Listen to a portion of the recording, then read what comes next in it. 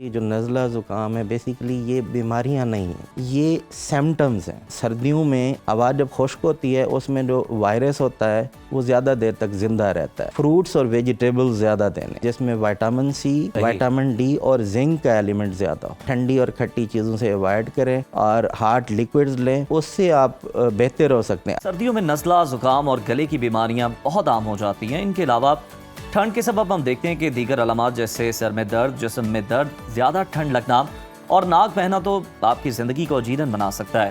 Research یہ بتاتی ہے کہ 5 میں سے 1 شخص کو سردی کے موسم میں کھانسی ہونا عام سی بات ہے، جس کی علامات 3 ہفتوں تک رہ سکتی ہیں، لیکن بعض صورتوں میں 8 ہفتوں تک بھی رہ سکتی۔ آج کے ہیلتھ سیگمنٹ میں ہم انہی پہلوؤں پہ بات کریں گے، بیماری کی وجوہات جاننے کی کوشش کریں گے۔ ہمارے ساتھ موجود ہیں ENT specialist doctor Hammad. Welcome to Suno Pakistan. Doctor صاحب، آپ جانتے ہیں موسم چینج ہوتا ہے، نزلہ زکام کھانسی بڑھ جاتا ہے، اس کی وجوہات صرف موسم ہی ہے یا اس کی دیگر بھی وجوہات ہیں؟ دیکھیں، موسم تو ہے ہی ایک وجہ، سردی ہے جس کی وجہ سے لوگوں کو بڑھ جاتا ہے نزلہ زکام، لیکن دوسری وجہ یہ بھی ہے، آپ دیکھیں نا کہ جو نزلہ زکام والے پیشنٹس ہیں بیسیکلی گھر چھوٹے چھوٹے ہیں، وہ ریسٹرکٹیڈ ہو جاتے ہیں گھروں میں، اور جو فزیکل ایکٹیویٹی ہے وہ کم ہو جاتی ہے، تو اس کی وجہ سے۔ اور دوسرا ایک تو وائرل انفیکشن ہے، اس کی وجہ سے نزلہ ہو رہا ہے جسے ہم کامن کولڈ کہتے ہیں، بالکل۔ اور دوسرا اس کے کازز میں بیکٹیریل انفیکشن بھی ہو سکتا ہے، ٹھیک ہے، اور ڈیفرنٹ اریٹینٹس بھی ہو سکتے ہیں جس کی وجہ سے لوگوں کو یہ جو کامن کولڈ ہے یا الرجی ہو رہی ہے اس کی وجہ سے نزلہ زکام بڑھ سکتا ہے، جس میں ڈسٹ ہے، اسموک ہے، آپ کے ڈیفرنٹ کیمیکلز ہیں، ایون لوگوں کو پرفیوم سے بھی الرجی ہوتی ہے، اس سے نزلہ زکام ہو سکتا ہے، تو یہ ہے۔ اچھا ڈاکٹر صاحب، یہ بھی بتائیں کہ یہ نزلہ اور زکام کیا ایک ہی بیماری ہے یا ان میں کوئی فرق ہے، اور کیسے پتہ چل سکتا ہے کہ کون سا مسئلہ جو ہے وہ آپ کو اس وقت لاحق ہے؟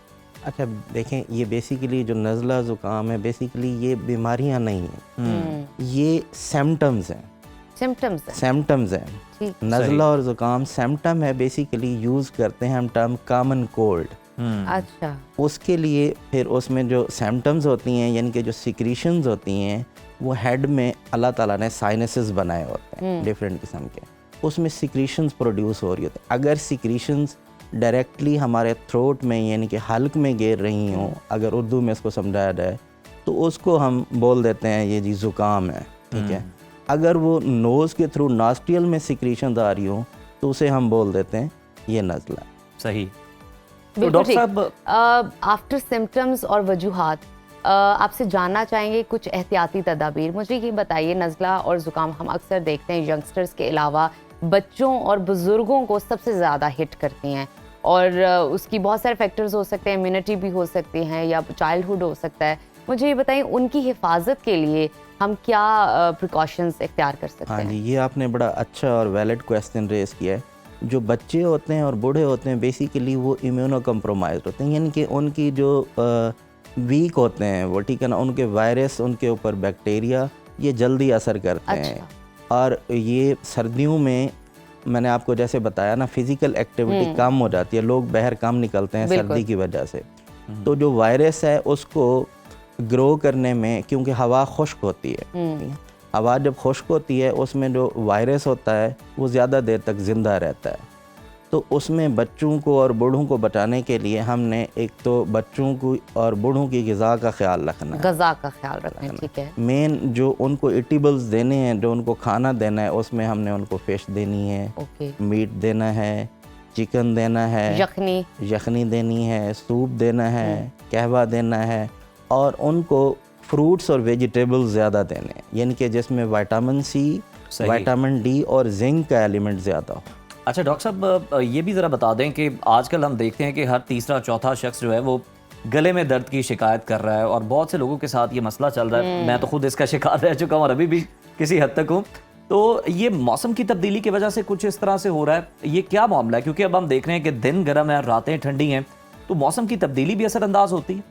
سر، موسم کی جو تبدیلی ہے وہ ایک وجہ ہے، ایک وجہ ہے، ایک ریزن، ہر چیز ہم موسم پہ نہیں ڈال سکتے۔ جی، اس میں یہ ہے سر، جو گلا خراب ہے، گلا خراب ہوتا ہے جس کو ہم کہتے ہیں कॉमन लैंग्वेज में फेरेंजाइटिस डॉक्टर, ठीक है ना। अब ये एक्यूट भी होता है और क्रॉनिक भी होता है। ये बैक्टीरिया इन्फेक्शन की वजह से होता है, बैक्टीरियल इन्फेक्शन की वजह से भी हो सकता है, वायरल इन्फेक्शन की वजह से भी हो सकता है, फंगल इन्फेक्शन की वजह से भी हो सकता है, और डिफरेंट इरिटेंट्स की वजह से भी हो सकता है, और उन लोगों को भी हो सकता है जिनको नाक की एलर्जी होती है। अब इसकी वजूहात ये हैं, मल्टीपल हैं, तो इस वजह से ये बढ़ जाता है सर्दियों में, क्योंकि सर्दियों में वायरस बड़ी जल्दी ड्रॉपलेट इन्फेक्शन के थ्रू फैलता है। लोग ख्याल नहीं रखते, जो जिसको फेरेंजाइटिस हुआ होता है और एलर्जिक राइनाइटिस हुआ होता है जी, वो हर जगह पे छींक रहे होते हैं, खांस रहे होते हैं, वो पूरी फैमिली का अपनी का ख्याल नहीं रखते। घर में किस तरह से खास तौर पर ख्याल रख सकते हैं? अगर कोई एक फर्द शिकार हो गया तो बाकी जो है उन्हें किस तरह से बचा सकते हैं? सर बिल्कुल, ये आप जैसे हमने कोरोना में आपको बताया था, लोगों को एहतियात करें, मास्क पहनना है और अपने हाथों को बार बार साबुन से या हैंड सैनिटाइज करें। सही। उसके अलावा आप जब जिसको ये हो वो रूम में रहे, दूसरों के जब पास जाए तो मास्क पहने और छींकते और खांसते हुए अपने नाक के ऊपर और मुंह के ऊपर रुमाल रखे या टिश्यू रखे, और ज़्यादा बाहर ना निकले और कांटेक्ट ना करें, यानी कि आप अपनी आँखों को, नाक को, वो जो इन्फेक्टेड हाथ हैं वो ना लगाएं। अच्छा डॉक्टर साहब, आखिरी ना हमें ये भी बता दें कि आजकल हम मुख्तलिफ मेडिकल स्टोर्स पर देख रहे होते हैं कि वो फ्लू वैक्सीनेशन का जनाब उन्होंने लिख के लगाया होता है, आप लगवा सकते हैं। ये डॉक्टर की रिकमेंडेशन से होती है या वैसे भी लोग लगवा सकते हैं इससे बचने के लिए?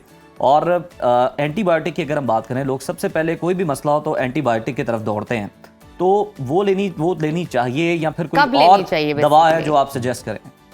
अच्छा सर, उसमें ये है कि जो कॉमन कोल्ड है इसके लिए किसी भी एंटीबायोटिक की आपको लेने की ज़रूरत नहीं है। बिल्कुल सही। आप इसका इवन कि आप घर में भी अपना प्रॉपर अगर आप रेस्ट करें और ठंडी और खट्टी चीज़ों से अवॉइड करें और हार्ट लिक्विड्स लें, और उससे आप बेहतर हो सकते हैं, अच्छी नींद लें। अच्छा क्विकली डॉक्टर साहब बता दीजिए, क्या आइसक्रीम से गला ख़राब होता है? क्योंकि जब भी किसी का गला ख़राब होता है सबसे पहले हम उसको आइसक्रीम से रोकते हैं, ऐसा होता है? देखें जी, बिल्कुल देखें जी, अगर कोई सेंसिटिव है, जिसका फेरेंजाइटिस या टॉन्सिलाइटिस चल रहा है, अच्छा, देन ही और शी शुड, तो वो मत खाए, आइसक्रीम बुरी है, मत खाए। Thank you so much doctor साहब। डॉक्टर हमाद ENT स्पेशलिस्ट हमारे साथ मौजूद थे, जो कि हमें बता रहे थे कि आप किस तरह खुद को प्रिवेंट कर सकते हैं नज़ला और ज़ुकाम से, और आपने जाना कि कैसे बचा जा सकता है। बच्चों और बुजुर्गों का ख्याल रखिए।